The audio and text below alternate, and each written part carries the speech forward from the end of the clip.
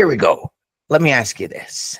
In what sense does intermodal versus OTR, where do they intersect? And more importantly, what are some of the signs from each of the individual industries, if you will, that help us sell more?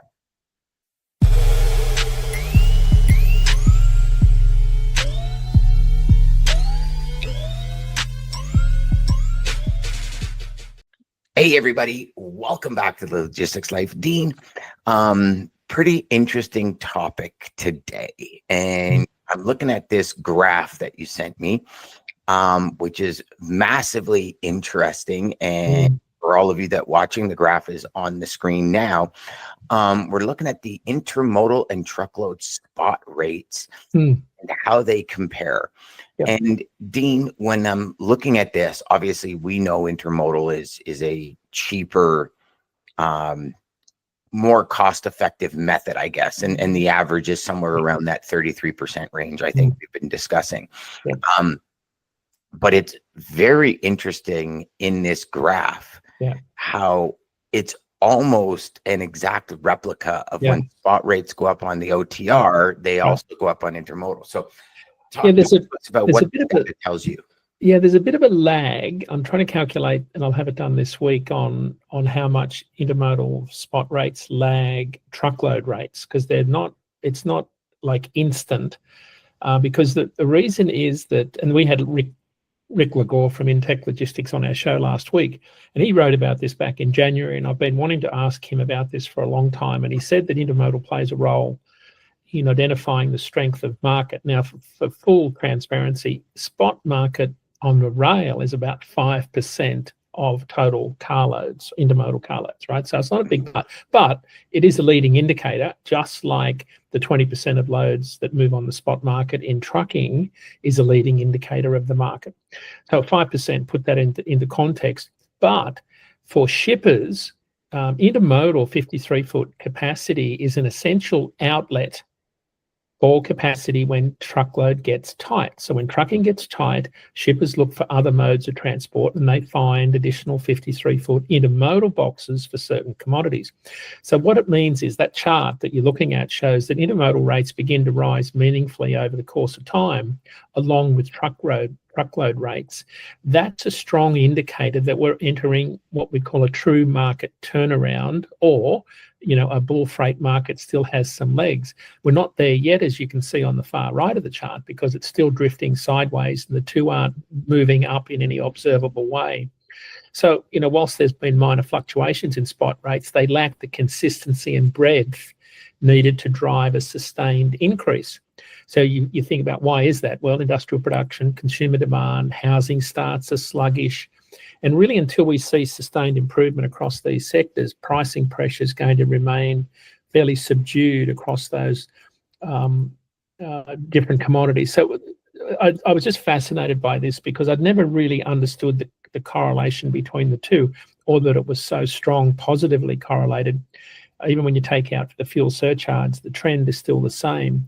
But when you exclude the fuel surcharge, they map each other really accurately. And my rough back of the envelope math tells me there's about a 4 to 6 week lag between when truckload dry van rates start to increase observably and when intermodal spot rates start to increase at about the same rate. So it's something I'm talking about here at Mid-America Truck Show. What are the data points to watch to know that the market will be turning around? And there's two. I'm going to conclude my presentation with 2 points. One is when intermodal and truckload rates start to move up together, as we've just discussed. And the other is when new rates coming into routing guides start to show some sustainable percentage-wise increase. And they've been, so new rates entering routing guides in dry van have been coming in positive, right? So that's good after, a couple of years of negative rates. But the rate of increase, Dan, is fairly slow. So rather than a rapid inflection and a tightening of capacity, we're seeing a fairly slow upward trend. They've been trending upwards for 12 months, but coming off a fairly low base of about minus 12% year over year 12 months ago. So there's two things to watch in terms of when we know the market will be turning around. But I have to say, Dan, with all the uncertainty in the market, it's very hard to predict when this market might turn around. Even if it is this year, I'm somewhat doubtful given all of the market uncertainty we've got. Well, I would tend to agree with that. And I think if we look at what's happened in the market over the last little while, your graph shows this very succinctly.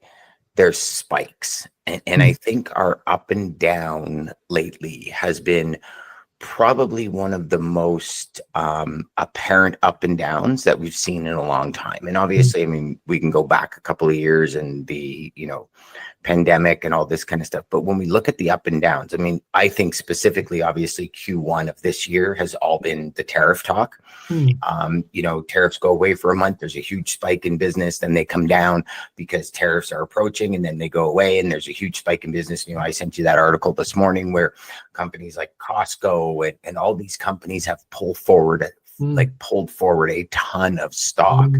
And in essence, they're taking that chance when we talk about consumer purchasing. Are they going to hold on to the stock for a while, kind of like what companies did during the pandemic? And then, we saw it just after the pandemic, I guess, for lack of a better term, ended, I guess, where Home Depot was selling Christmas stuff in the summertime just to blow it out of the warehouses because there was no room, right? Companies like Costco are hedging that bet. Right. So we looked at it and, based on the data, we've had another record, which I think we'll get some more information on in the coming weeks.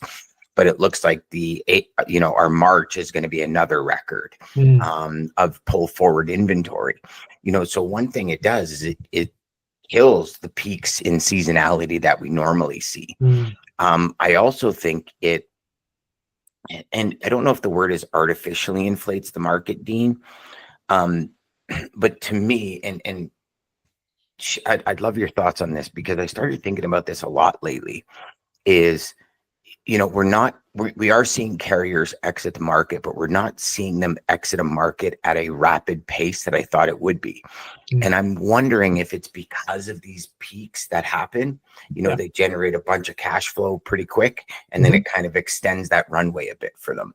And then as it runs out, there just seems to be another peak, and which is in some cases, I think, good, because specifically in Canada, we've had a couple of companies go out of business that were solid companies, meaning their service was solid. I think a lot of companies are overextended when it comes to financials. They've borrowed too much, or they've not done what they should have done when cash flow was positive. Right. I think you're right, Dan. We've been seeing capacity exit, but we're starting to see some large fleets. When I say large fleets, mid-sized fleets. Larger than the couple of trucks, right? I mean, we've seen a big exodus of capacity leave the market, but we're still seeing 250 carriers exit the market. We've had 230 leave in the first 25 days of the month, so we're on track to see another probably 6,500 leave. Revoke their authorities, but we're seeing almost the same number join. So capacity is remaining very flat in the spot market.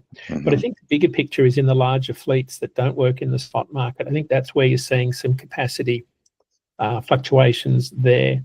But Dan, I think this is still the hangover effect. On the smaller side, we talked about latent capacity and how well some of these smaller carriers did during the pandemic, and how that's enabled them to sustain themselves during these periods of very low freight rates.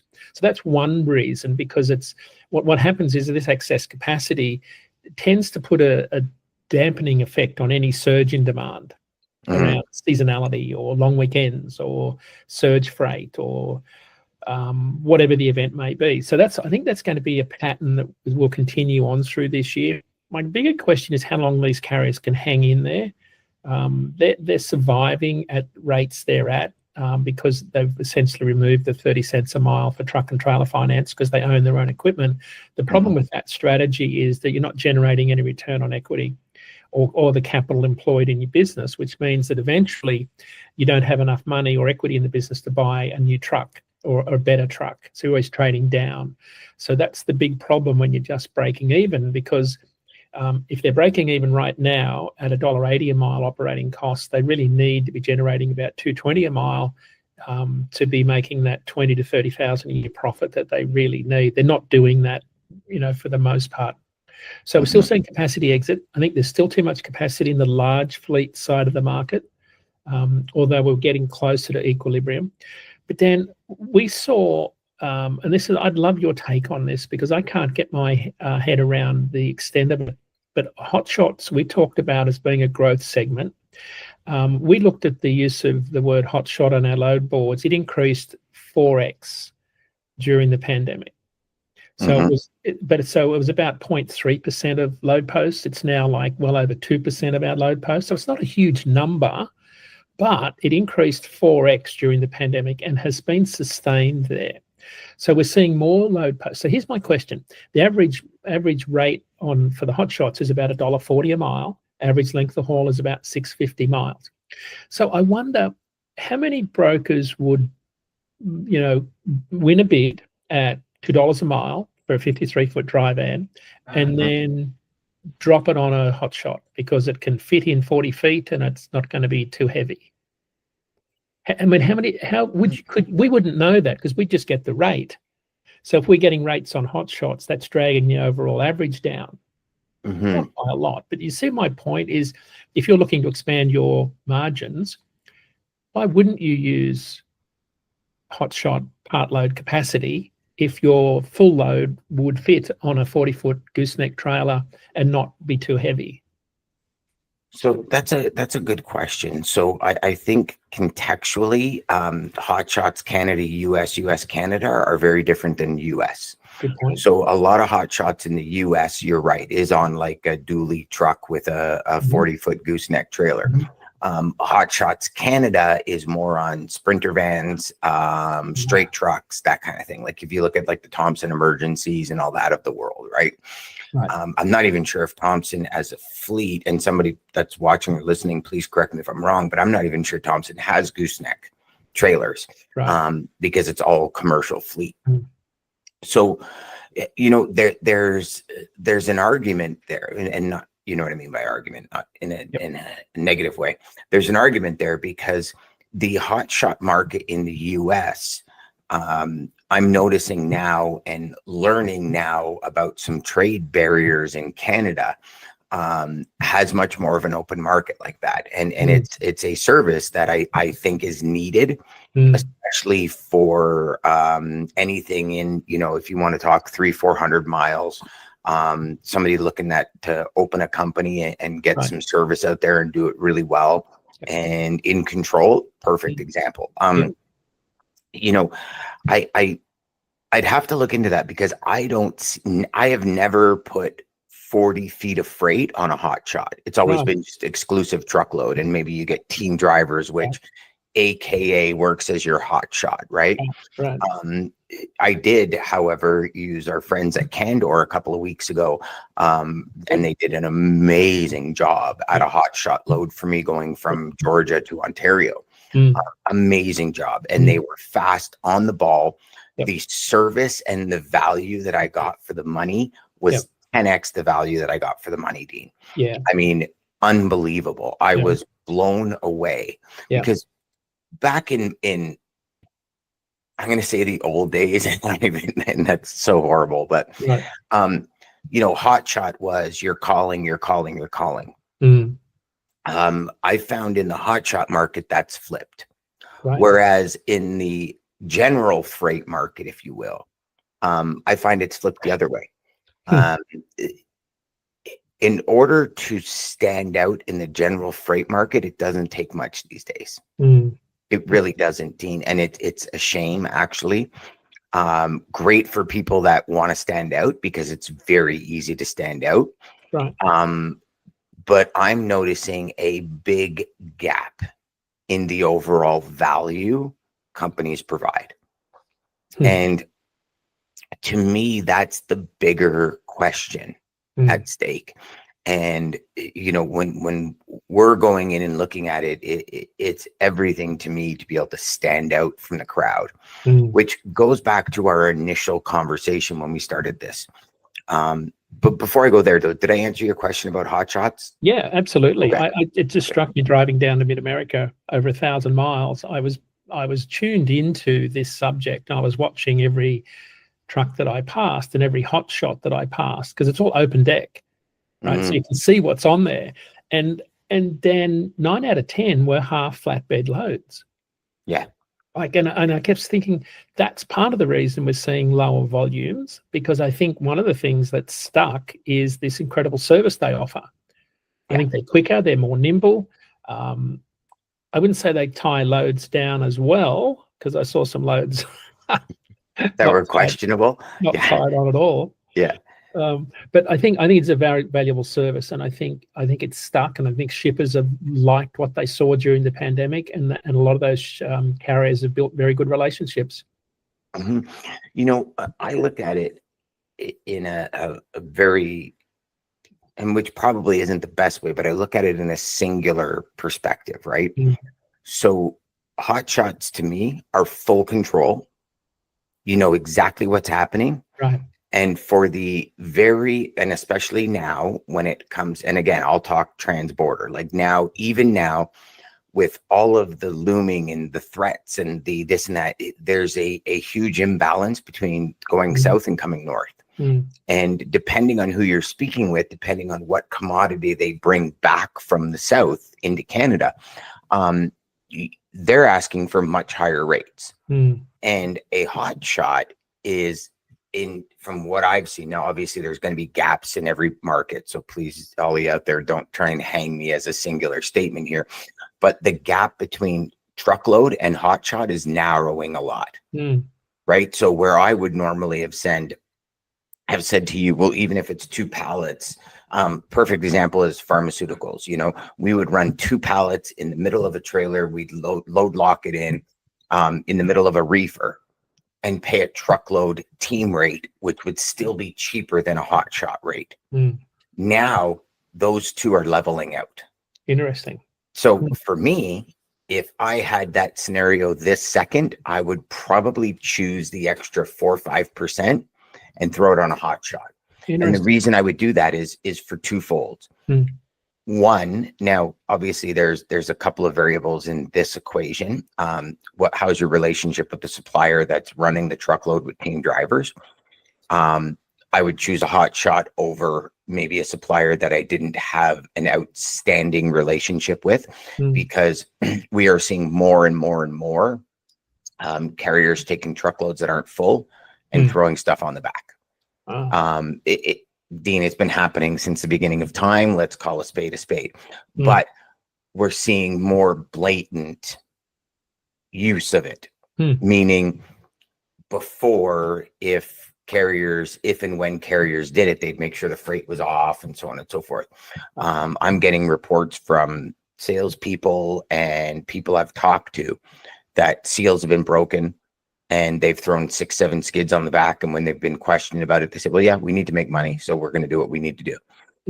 We resealed it. Your freight delivered fine. And you know, here's the thing, right? There's a point to it, right? Like, your freight delivered when we said it would, meaning we guarantee, you know, you paid us exclusive, we got it there. What we do in the interim is really none of your business. And there's 2 arguments there. One is, we're right, it did pick up and deliver on time that we paid them for. But number 2 is, you know, as a logistics provider, I feel like I've kind of been shafted because I'm paying exclusive. But I think also we need to, you know, how you would say, leave something for somebody else. And I think part of that for us in this industry is really understanding that, you know what, everyone's just trying to survive. And if they didn't deliver on time, if they fed you lines of BS, if they, you know, like we had a carrier say they had an accident, you know, 4 exits away from a prospect of ours, from a customer of ours, right? And it's like, you know, you're looking at it and you're like, really? Okay, what's the exit? And they're not telling you. And it's like, because you know I'm going to drive out there and catch you in a lie. But, you know, if they are picking and delivering at the time that you requested and you paid for, nothing happened in between, and they're just trying to survive. Right? A little difficult to get angry at them. It is. So Dan, it's interesting. I was just looking at our forecast. You average spot market hotshot move is $1.41. Our ratecast forecast for the next 35 days has rates down to $1.48 for 53-foot dry van. So you were talking about the two getting closer and closer together.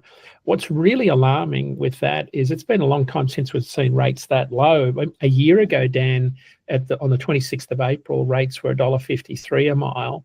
So Ratecast is actually forecasting rates to be 7 cents a mile lower than where they were last year by the time we get to April 26. Doesn't bode well for the directionality of rates this year, given all of the uncertainty that's going on in the market. It's just another one of those years where there's not good news, but I could see exactly where you're heading, because dry van rates are heading down towards kind of that rock bottom level where it costs to run a 53-foot trailer. Interestingly, it's about the same place that we're getting to with hotshot rates, but I expect they'll go lower too. I don't think they'll sit where they are. That average will start to fall off also. No, and I think, part of that also is a lot of companies redefining their process, right? Like I look at all of these events, Dean, everything we go through, and I say to myself, how does a company get better, right? Prior to the pandemic, and I mean, I think we all know this, prior to the pandemic, it was almost as if, freight was a necessary evil, right? Where I think the pandemic showed people without freight, you got a very big problem. Yeah. But also, if they don't pay attention to it and really create the flow, the supply chain steps that benefit them as a corporation, they can lose a lot of money. Right. And in the conversations I'm having with massive shippers, that's the conversation. Is how are we setting something up for us to benefit our process, our structure, our significant KPIs, mandates, all that kind of stuff. And this is where I go back to the beginning of what I was saying, is it's so easy to stand above the crowd. You just have to care. And you have to care about the customer's ability to achieve their goals prior to anything, prior to commissions, prior to any like cost of operation, like all of it. And the more and more and more I speak with large prospects, it's, everybody's coming in and offering the world until something changes. And what we're seeing, and I'd be really interested to see if you guys are seeing it as well, is a lot of the situations that we're finding with shippers and receivers is the fact that trucking companies, meaning asset companies, their routes are changing. And whether it be because people are going out of business or they're being called on by other shippers, or volumes are slow in an area where volumes used to be good. And I think that over the next 30, 60, 90 days, especially depending on what happens at the beginning of April, I think that's going to be very, very apparent. And I think that's the next phase for Q2. I really do. Q2, I think, is going to be a big readjustment, which I think maps exactly to what you were saying, where there might not be some major increases in 2025. Because you got to think, if we remap, then it's going to be 60, 90 days before we see some kind of solution. We're now into Christmas season. If we're still pulling product forward going into Christmas season, there's no Christmas season again, right? So I think you're right, because one of the things we watch for in the next few weeks is the start of produce season. And I'm sort of mildly concerned about consumer sentiment, consumer demand for things, all things temperature controlled. Year to date, produce volumes are 8% behind in the US. We're 19% behind out of Mexico, and we're 7% behind year to date out of Canada. So we're not seeing the sorts of volumes. Now, the alarm bells aren't ringing. There's a couple of things I'm watching for is, when we get into late March, early April, we should start to see meaningful volumes start to come through from the USDA. But Dan, we've seen some really wild fluctuations in the USDA weekly numbers. I'm really concerned that we're starting to see some of the impacts of federal cuts on employees impacting the data quality. I'm really concerned about this. I can't ascertain if it's wild fluctuations in weekly truckload volumes, which I doubt, because there's a lot of consistency with produce. I think there's a reporting function going on there that's showing some backlogs and then a catch up and then backlogs and a catch up. I'm trying to find out if that means that we've got staffing issues.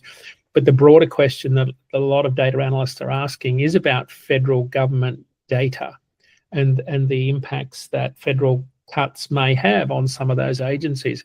It's something we're watching very carefully. I know Jason Miller is, because he's highly dependent on government data for a lot of his insight and analysis. Mm-hmm. But if we just take the data where it's at, we're at the bottom of the truckload volume / produce, curve, and it normally starts to pick up now. I think by the time you and I get to 2 weeks' time, we'll know if we're seeing the upswing.